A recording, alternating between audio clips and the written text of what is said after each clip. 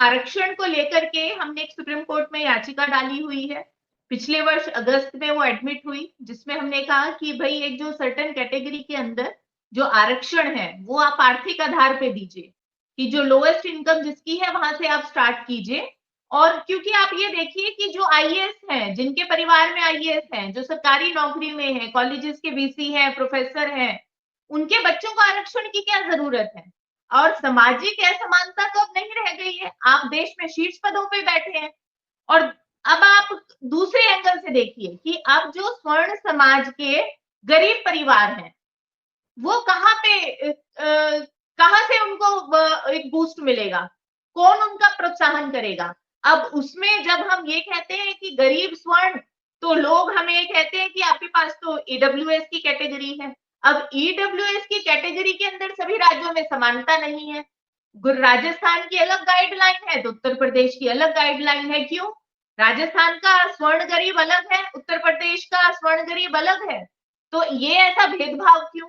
तो इन प्रश्नों के उत्तर कौन देगा? और ईडब्ल्यूएस के अंदर भी आपने इतना ज्यादा दे दिया है कि वहां पे एलिजिबिलिटी ही नहीं बन पाती है कि आपकी इतनी इनकम होनी चाहिए, आपकी इतनी जमीन नहीं होनी चाहिए, आपके पास ऐसे संसाधन नहीं होने चाहिए।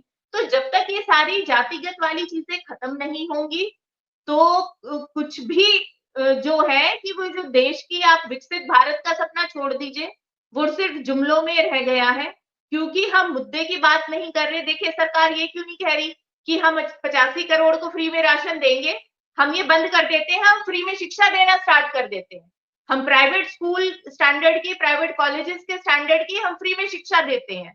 आप ये बात क्यों नहीं करते आप तो एक रील कल्चर प्रमोट कर रहे हैं। भई आप अपने चुनावी उसमें बिहार में भी चुनाव हुआ, बड़े नेता वहां पे जाकर के बोल रहे हैं कि भई हमने फ्री डाटा कर दिया, आप रील बनाइए और आप पैसे कमाइए। जब नेता ऐसे बोलेंगे तो आप स्कूल कॉलेज बंद कर दीजिए और आप शायद धीरे-धीरे उसी कगार पे ला रहे हैं।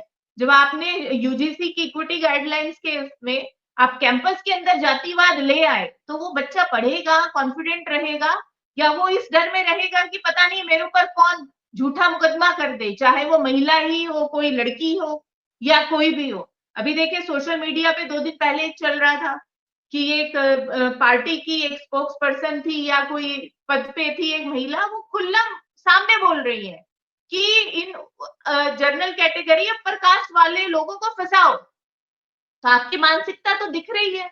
और अगर कोई ऐसा स्वर्ण कह देगा कि भाई आप सो एंड सो को फंसाइए, आपके खिलाफ तो तुरंत मुकदमा दर्ज हो जाएगा, पुलिस आपको उठा करके ले जाएगी, आपकी जमानत भी नहीं होगी सुप्रीम कोर्ट तक।